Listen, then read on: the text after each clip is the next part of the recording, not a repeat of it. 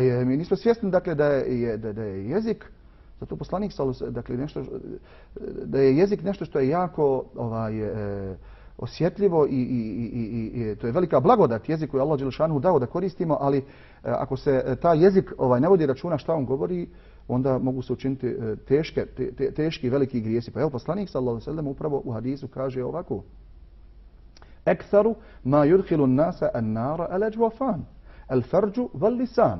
Najviše što će ljude uvesti u džehennem jesu dvije stvari. Poslanik kaže dvije šuplje stvari, bukvalno, kad banaliziramo, je li tako? Prva jeste spolni organ, opisan je tako zbog fizionomije svoje, i drugo jeste jezik. Zašto? Zato što je puno šuplje priče, kako naš svijet kaže, u ovom svom narodnom iskazu, je li tako?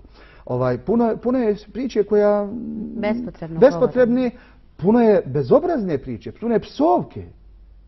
I zato poslanik sallallahu alejhi ve sellem kaže u drugom hadisu: Men yadman li ma bejna lahjejhi wa ma bejna riđilejhi adman lehu l-dženna.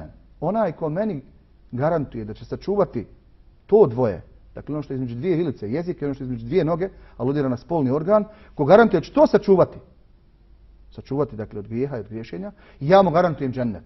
Hazreti Resul sallallahu alejhi ve sellem kaže: Ja mu garantujem džennet.